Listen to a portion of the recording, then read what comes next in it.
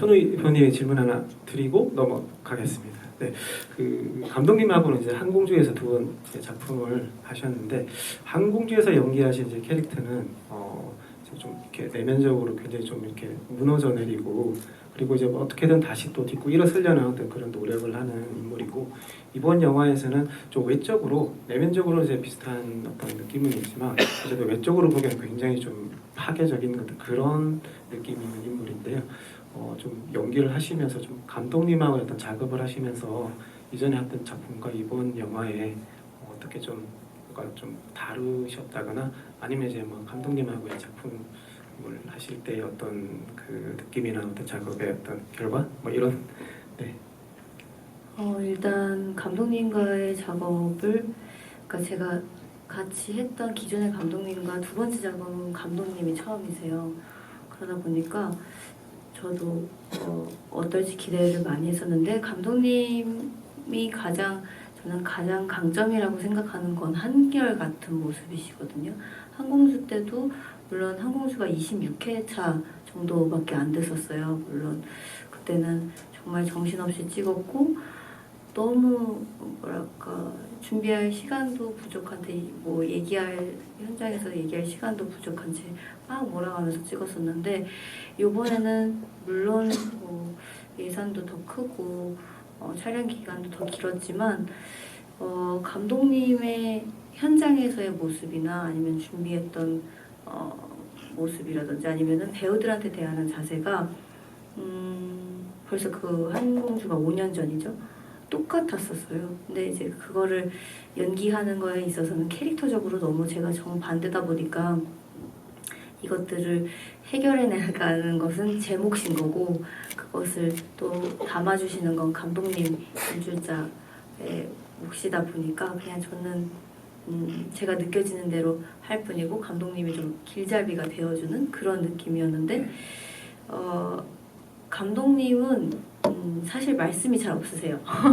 하지만 제가 어떠한 연기를 제가 어떻게 어떤 의도를 갖고 연기하겠습니다. 아니면은 어떤 계획을 가지고 연기한다기보다 순간적인 뭐 감정이라든지 그런 몰입들이 있잖아요. 그러면 그것을 기가 막히게 캐치를 해주세요. 그럴 때 느끼는 또 희열감이 되게 있거든요. 그래서 이런 것들에 대한 뭔가 집요함과 그리고 섬세함과 그런 것들 그리고 항상 뭐랄까 작품도 그렇지만 현장에서도 조금은 다른 분들하고 다른 사람과의 다른 시각이 있어서 그것들이 감독님이 또 새롭게 영화를 만들고 또 새롭게 표현할 수 있지 않을까 그런 생각이 들었고요. 아무튼 두 작품은 모두 다 뭐 캐릭터적으로는 달랐지만 두 작품 모두 저한테는 굉장히 아주 기억에 많이 남고 뜻깊은 작업이었어요.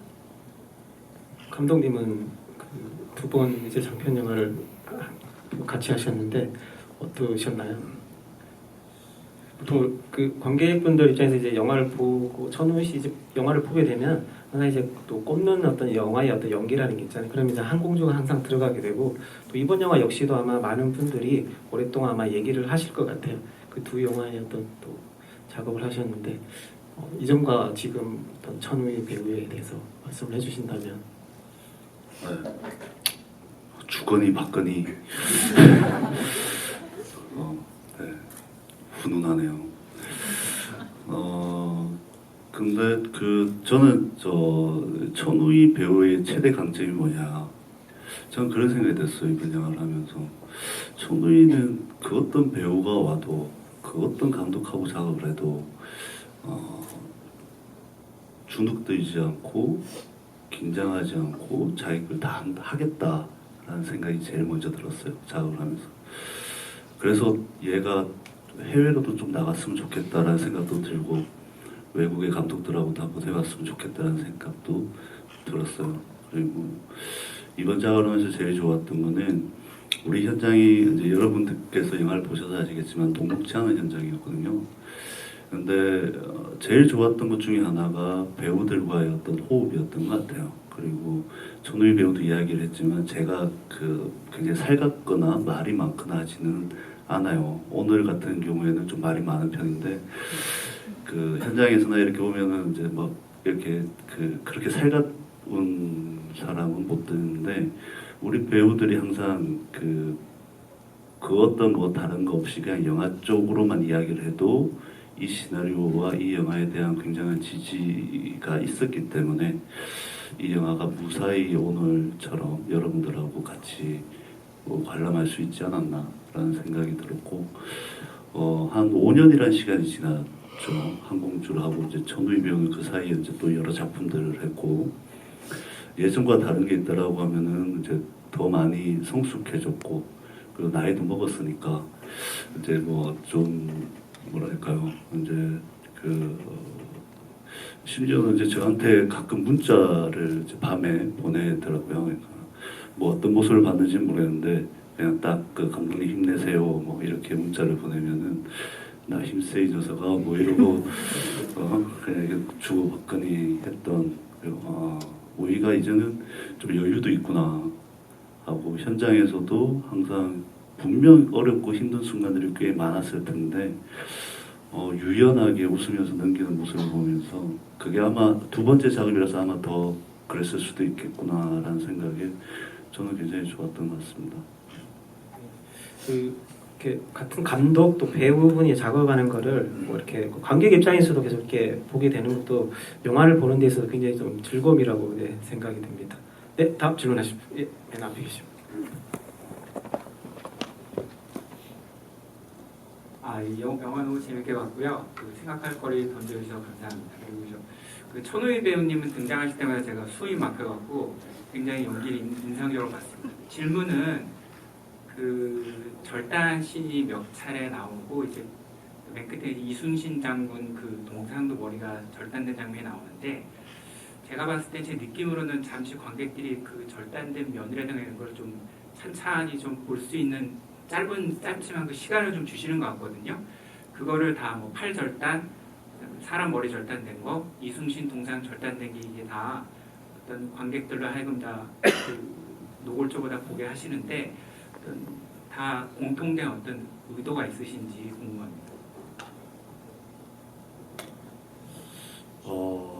이게 그 의도라기보다 그 어떤 저한테 이 시나리오를 쓸 때 어떤 각인되었던 어떤 이미지와 또 이 시나리오가 아까 처음 말씀 아버지 때문에 나한테 어떤 억울한 일이 있을 때 우리 아버지는 과연 어떻게 했을까 요 생각이 들었던 어떤 이미지가 있었던 것 같아요. 저한테 굉장히 강렬한 그게 아주 예전인데 그게 은연중에 그렇게 많이 묘사가 됐던 것 같아요. 그리고 그게 대표적인 거는 이순신 동상의 그 머리가 날아간 그 이미지로 시작이 되어서 아마 동일하게 어떤 닭의 목이라든지 용구의 의수의 팔이 떨어져 나갔다라든지 이런 것들로 그리고 이제 수련의 목이 잘려져 있는 부분이라든지 이런 거는 이제 그 직접적인 의도라기보다는 그 어떤 강한 이미지의 어떤 연결성상에서 아마 많이 동일하게 들어갔던 장면들인 것 같습니다. 네, 다음 네, 여자분.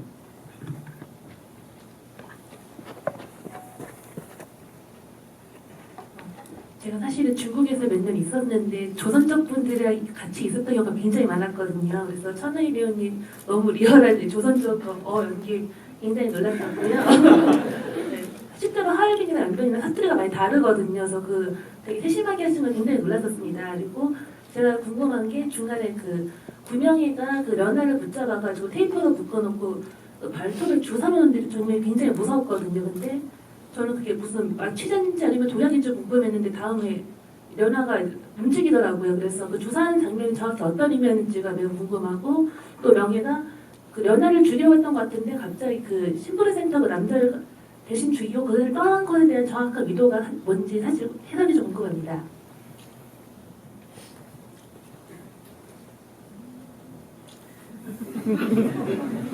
아니 얘가 질려가지고 그래서 천우희 배우 하는 게 더 낫지 않을까 생각하는데 이제 그 주사바늘의 개연성들은 다 있습니다. 그런데 이제 이게 친절하지는 않지만 쓱 지나가는 장면들에서 보면 그 명예가 처음 엄마 집에 갔을 때 엄마가 이제 계부한테 인슐린 주사를 놓는 모습이 잠깐 스쳐 지나가요. 그리고 그거 때문에 아마 명예는 거기서 착상을 얻어서 아마 그 인슐린을 다량 가지고 아마 갔을 것 같고요. 그리고 명예라는 캐릭터가 저는 아주 하나의 선만 가지고 있는 캐릭터라고 생각하지 않아요. 저는 그냥 일반적인 사람이었으면 좋겠다라고 생각했던 것 같아요. 우리들처럼 그냥 우리들 마음속에도 어떻게 보면 선도 있고 악도 같이 내재되어 있는데 항상 악을 누르고 선이 악을 누르면서 살고 있지 않나라고 저는 생각을 하는데 명예는 이제 어느 순간에 어떤 잘못된 하나의 선택으로 이제 파국으로 치닫게 되는데 항상 그 안에 갈등이 계속 있었을 거라고 생각을 해요. 그리고 명예가 전문 킬러가 아닌 이상 연하를 더 이상 죽이지 않아도 되겠다라는 어떤 판단이 들어서 착하게 살아라라고 말을 하고 아마 살려주는 어떤 그 단계에서 용구가 나타나게 됐던 것이죠. 근데 용구하고 이제 명예하고 대사를 보면은 직접적이진 않지만 은유적으로 협박하는 이야기들을 하게 됩니다. 그게 명예를 쪼는 것이죠. 그리고 왜 혼자서 의원님 혼자서 왜 이렇게 하세요? 저는 그게 이해가 안 돼서 호기심에 이제 찾아왔는데 둘 중 하나겠죠. 믿을 사람이 없거나 사람을 못 믿거나 라는 어떤 그 대사에서처럼 용구는 이제 명예를 계속 압박하는 것이죠. 그러다 보니까는 명예는 얘는 처단을 해야 이후에 어떤 화가 생기지 않겠다라고 판단을 했던 것 같습니다. 네. 아까 그 주사반을 이렇게 하는 장면을 말씀을 안 하시는 것 같은데 그때 연기하실 때 뭐 어떠셨나요? 이제 좀 보는 입장에서는 굉장히 좀 힘들고 고통스러운데 또 연기를 하시면 더 그 그러셨을 컨테이너 씬을 5일 동안 찍었었어요. 그것도 겨울이었고 거의 영하 15도가 됐었던 그런 겨울에 찍었었는데 또 막 옷도 비를 맞았던 설정이다 보니까 옷을 적신 채 5일 동안 매일매일을 총테이프를 눈을 붙이고 몸을 포박하고 찍다 보니까 그래도 저는 나름 굉장히 멘탈이 강한 편이긴 하거든요. 그리고 평정심도 좀 좋은 편이라 항상 컨트롤을 잘한다고 생각했는데 5일째 될 때는 저도 굉장히 힘들더라고요. 왜냐면 이게 떼었다 붙였다 하다 보면 피부가 상하다 보니까 그냥 뭐 먹는 것도 참고 화장실도 좀 참으면서 하루 종일 붙이고 있었어요. 오래 붙이다 보니까 이게 왜 애기들 눈 오래 감고 있으면 눈이 짓무르는 것처럼 살이 짓무르기도 하고 추위도 그렇고 약간의 나름의 나중에는 그 상황들이 좀 진짜 실제 압박처럼 좀 느껴지기도 했었죠. 근데 현장에서는 나름 그래도 좀 즐거워했던 부분이 있었다면 나름의 에피소드라면 이제 제가 안 보이다 보니까 이동하기가 되게 힘들잖아요. 현장에서 컨테이너 박스에서 이제 조금 따뜻한 모니터실로 갈 때 휠체어를 준비해 주셨었어요. 그래서 그걸 타고 갔는데 거기서 항상 천 회장님 소리를 들으면서 회장님 소리를 들으면서 그나마 그렇게 조금이나마 우스갯소리를 하면서 버틸 수 있었죠. 그래서 이제 보는 입장에서도 되게 힘들었던 장면인데 그게 5일 동안이나 지속이 되셨군요. 네, 큰 박수 한번 부탁드립니다. 네, 다음 질문하실 분. 예, 마스크 쓰신 분. 네, 이번이 운 좋게 어떻게 영화를 두 번째 보게 됐는데 두 번 다 전 너무 좋았습니다. 그래서 잘 만들어 주셔서 일단 감사드리고요.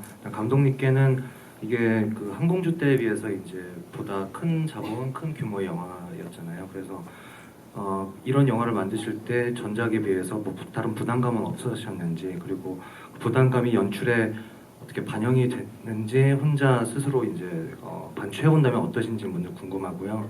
그리고 배우님께는 이 영화가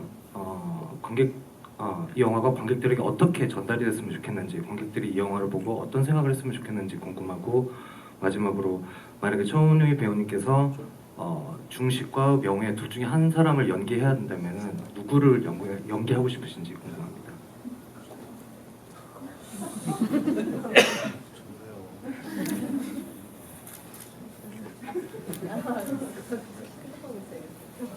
네, 제가 먼저 하겠습니다. 네, 지금 좋네요, 진짜. 부담은 사실 지금 조금 있는 것 같습니다. 이제 개봉을 하는 순간이기 때문에 지금은 약간 부담을 느끼는데, 저의 장점이자 단점은 좀 크게 그거에 대해서 크게 염두에 두지는 않는 것 같아요. 영화를 만들고 버젯이 커졌고 큰 규모가 사람들이 많고 이거는 크게 중요한 것 같지는 않습니다. 저에게는 한 예로 저는 단편 영화를 만들 때도 그 단편 영화 하나를 만들 때도 항상 이 영화의 어떤 경쟁 상대는 모든 영화다라고 생각을 하고 영화를 만들었고 항공주라는 영화를 만들 때도 이 영화가 저예산 영화이니까 또 나의 첫 장편이니까 라는 건 중요하지 않았던 것 같습니다. 왜냐하면은 저는 이걸로 상업 영화든 세계 어떤 그 영화들하고 동등한 위치에서 선보이고 관객들을 만나는 것이기 때문에 매 순간 단편을 할 때나 저예산 영화를 할 때나 지금 이 영화를 할 때도 똑같은 것 같아요. 영화를 대하는 자세나 태도나 매 한 컷 한 컷이 저한테는 마지막 컷처럼 소중하고 그렇게 소중하게 작업을 했던 것 같고요. 그런데 이제 지금 와서 이제 개봉을 하는 시점이 왔을 때는 근데 이전에는 그래도 거의 자본이 저의 자본이나 제 주변의 엔젤 자본이었기 때문에 부담이 좀 덜했다면 이거는 이제 저 개인의 자본이기보다는 어떤 이제 투자를 받아서 만든 영화이기 때문에 이제 오늘 이후로 이제 영화가 오픈이 되고 관객분들은 이제 지금 만나고 있는데 이 순간부터는 약간은 이제 부담이 생각이 되죠. 왜냐하면은 그래도 손해를 끼치지 않아야 된다라는 생각을 하고 있고 그래야만 어떤 다른 감독님들도 이제 본인만의 어떤 이야기를 하고 싶을 때 나쁜 사례로 남지 않아야 되기 때문에 그런 걸 봐서라도 이 영화가 좀 잘 됐으면 좋겠다라는 마음은 이제 좀 드는 것 같습니다. 저는 일단 정말 새로운 질문이었어요. 물론 새 인물 중에서는 려나가 다시 해본다면 다시 또 해보고 싶지만 꼭 둘 중에 고르라면 명혜의 애가 더 조금 해보고 싶다는 느낌이 드는 것 같아요. 아까 감독님 말씀하신 것처럼 어떤 선이나 악이 결정돼 있지 않고 거기서 갈등하는 모습들이 좀 많이 보였기 때문에 그런 것들이 한번 도전해보고 싶고 그리고 관객분들이 느꼈을 때 제가 이 작품을 시나리오를 읽었을 때도 그렇지만 처음에 첫 시사를 했을 때는 그냥 휩쓸리듯이 영화를 봤고 굉장히 재밌게 느껴졌었어요. 물론 제 취향이 또 들어가기도 하겠지만 어떤 영화나 어떤 예술이라는 게 창작자나 아니면 그런 감상자나 조금 일반적인 관념이나 편견 없이 봐야 된다고 생각이 들거든요. 물론 이런 낯선 것들이 조금은 불편함이 느껴질 수도 있겠지만 그냥 영화를 다 보고 나서 각자만의 해석과 각자만의 감상으로 다시 한번 곱씹어보면 어떨까라고 생각이 듭니다. 저도 일단 지금 영화를 3번째 봤거든요. 근데 영화를 한 번, 두 번, 세 번 볼 때마다 굉장히 느낌이 다르고 보여지는 것들이 조금 차이가 좀 있더라고요. 그래서 여러분들도 그냥 어떤 것을 꼭 영화를 보는 순간에는 의미를 막 찾게 되잖아요. 그러지 마시고 영화를 다 보고 나서 극장에 딱 나왔을 때 오히려 그때부터 생각을 해보시면 어떨까 저는 싶습니다. 다음 질문 받겠습니다.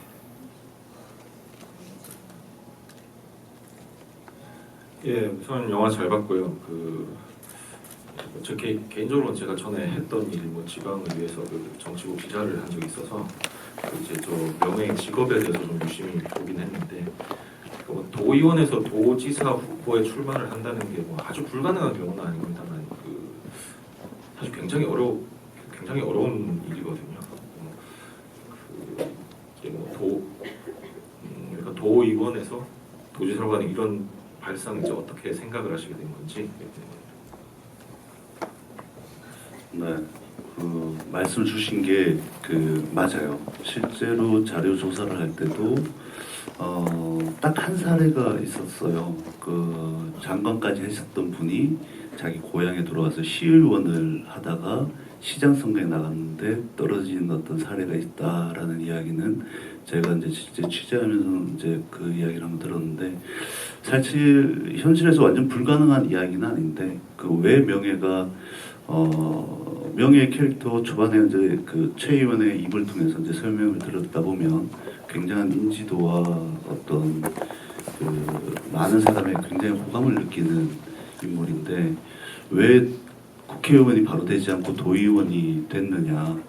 만약에 영화 속의 인물, 영화 속의 누군가 이제 사람으로 예를 들자면은 명예를 좋아하는 사람이라면은 명예의 그 모습을 보고서 처음부터 바닥부터 시작을 해서 가려고 하는 사람이구나라고 굉장한 호감을 느낄 거라고 저는 생각이 들었고요. 반면 명예를 싫어하는 쪽 부류의 사람들이 바라봤을 때는 쇼한다라고 아마 드라마를 만들려고 하는구나라고 아마 생각을 하지 않았을까라고 생각이 들어요. 그래서 저는 명예라는 캐릭터가 바로 국회의원이 됐을 수도 있다라고 생각이 드는데, 그거보다는 가장 밑바닥에서 시작하는 어떤 모습으로 자기 어떤 드라마를 만들려고 하지 않았을까, 나쁜 쪽으로 바라봤을 때는. 하지만 좋은 쪽으로 또 바라보면은 정말로 좋은 의미에서 정말 밑바닥부터 시작을 해서 올라가려고 하지 않았을까. 중요한 건 이제 명예의 종착지가 어디 있느냐, 그거는 이제 여러분들이 보셨겠지만 어떤 시계 속에 있는 곳이 아니었을까 하는 예상은 저도 한번 해봅니다. 네. 다음 질문하실 분. 네, 중앙의 여성분.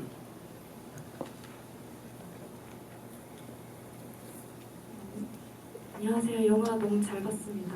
마지막 장면에서 구명희가 연설을 하는 장면 있잖아요. 거기서 구명희가 말하는 부분이 실업증의 한 종류라고 제가 알고 있는데, 그렇게 설정하신 이유가 어떤 건지 궁금해요. 실업증의 종류인가요?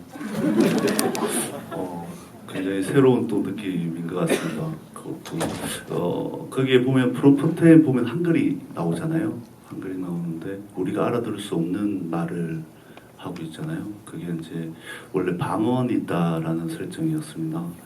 그게 명예는 어떤 말을 막 쏟아붓고 있는데 영화를 보고 있는 우리는 잘 모르잖아요. 근데 객석에 있는 그 청중들은 또 고개를 끄덕끄덕하면서 그걸 보고 마지막에 박수를 치는 모습.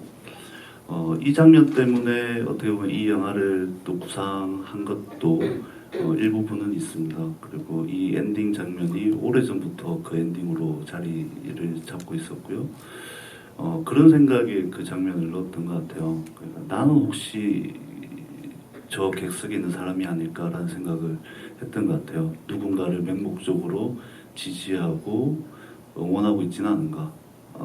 어떤 선입견으로 인해서 누군가의 그 말과 행동에 대해서 맹목적으로 지지하고 있지 않은가라는 생각이 들어서 그 장면을 넣었던 것이고요. 명예가 하는 그 말은 방언과 같은 것입니다. 근데 이제 이거를 준비하면서 이제 여러 방언에 대해서 여러 소스들을 찾았었는데, 명예 우리 한석규 선배님은 저한테 제안을 했던 게 여러 레퍼런스들보다 자기는 히틀러처럼 한번 해보면 어떻겠냐라는 말씀을 하셨던 것 같아요. 그게 히틀러라고 하면은 역사상 가장 말로써 사람을 현혹시켰던 위인 중에 한 명이죠. 안 좋은 쪽으로.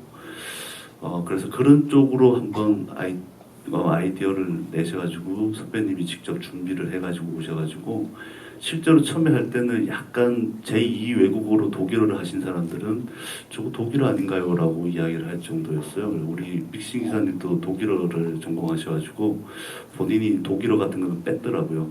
탁탁 빼고 마지막에는 이제 후시하면서 혹시나 몰라서, 외국 관객들은 모르잖아요. 이게 방언인지 한국말인지 모르니까 한석규 선배님이 실제 개 짖는 소리를 ADR을 했었습니다. 그래서 영화에 잘 들어보시면은 군데군데 월 하는 소리가 잠깐 들어가 있습니다. 마지막 질문 받겠습니다. 네, 저 구석에 계십니다.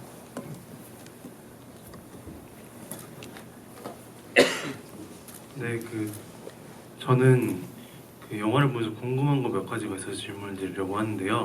제가 생각하는 연화라는 캐릭터는 그 인생의 역경이 되게 많아서 자기 삶을 계속 살아가는 것을 가장 중요하게 생각하는 사람이라고 생각을 하고 그거에 대한 집착이 반영된 캐릭터라고 생각을 하는데 마지막 명예의 집에 쳐들어가서 그렇게 사고를 내는 거는 누가 봐도 자기가 살아남기 힘든 사고잖아요. 그런 사고를 일으킨다는 거는 연화의 인생에서 그렇게 잘해준 사람이 중식이랑 그 아들밖에 없어서 그들을 위해 희생을 한 것인지, 그리고 마지막에 명예가 방언을 하면서 보이는 모습이 화상이 있잖아요, 이쪽에. 그것이 수련이 가지고 있는 화상하고 비슷하게 보였다고 생각을 해서 과거에 이런 사고를 연화가 일으켜서 당한 것인지가 궁금합니다. 네, 연하가 독하죠. 네, 아주 왜 그랬어요? 우선은 연하가 명예의 집에 찾아간 게 한 두 가지 이유가 있는 것 같아요. 그리고 그 두 가지 이유가 종착지가 거기였던 것이죠. 하나는 김용구를 찾아서였던 거고, 또 하나는 중식에게 내 약속은 지킬게. 그 약속이 언제 아마 2천만 원을 내가 해주겠다라고 하는 연하의 어떤 그런 마음이지 않았을까라는 생각이 들었고, 마지막에 그 선택을 하는 거는 아마 자기의 생에 지금 거의 다 왔다라고 아마 느끼지 않았을까라는 생각이 들어요. 그리고 제안을 하죠. 네 안가에는 살릴 수 있다. 한번 가봐라.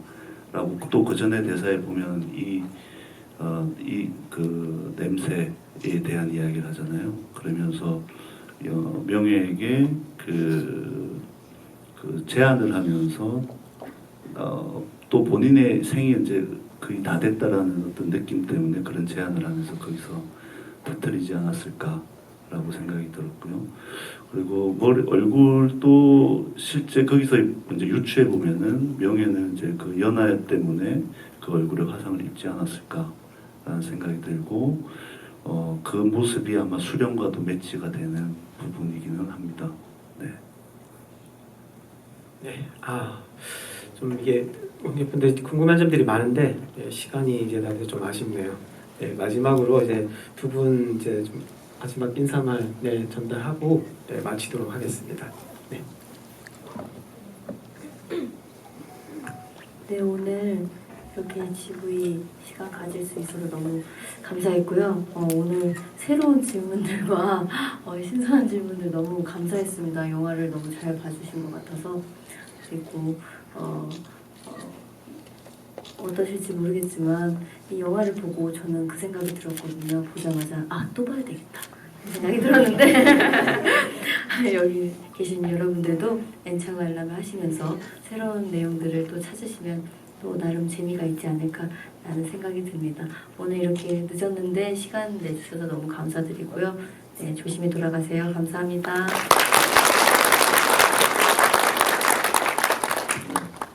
오늘이 이제 두 번째 GV인데 오늘 또 역시나 너무나 이야기하고 싶은 부분들을 또 질문을 해주셔가지고 너무나 감사드리고 인구의 고퀄을 다시 한번 느꼈던 것 같습니다. 그리고 늦은 시간까지 영화 관람해 주셔서 감사하고, 영화를 어렵게 바라보고 보면 너무 어렵게 느낄 수밖에 없을 것 같아요. 근데 지금 너무 포장이 되어 있는 게 좀 어렵다 막 이런 말들이 많아가지고 쉽게 보면은 쉽게 받아들일 수 있는 부분들도 분명히 있고요. 해석의 여지가 너무나 많은 영화입니다. 그 해석의 주인공은 여러분들이시고 여러분들이 해석하는 그 모든 것들이 다 정답이 될 수 있다라고 저는 생각합니다. 이미 영화는 오픈이 됐고 우리는 영화를 만든 사람이고 이제 영화를 보신 관객분들의 것이기 때문에 자유롭게 상상하시고 사유해 보시고 즐겨주셨으면 감사하겠습니다. 네, 고맙습니다. 그 재밌는 영화를 보면 뭐 요즘 이제 뭐 N차 이렇게 다시 또 재관람을 하게 되는데 저는 이제 영화를 보면서 또 잘 만들고 또 그 어떤 감독의 어떤 색깔이 굉장히 선명하게 드러나는 영화들은 뭐 다시 보고 싶기도 하지만 또 그 영화를 응원하고 싶다는 그런 생각이 들거든요. 우상이 그런 영화가 아닌가 생각이 됩니다. 네, 관계 여러분들, 네, 우상에 대한 응원 부탁드리면서 이제 마치도록 하겠습니다. 감사합니다.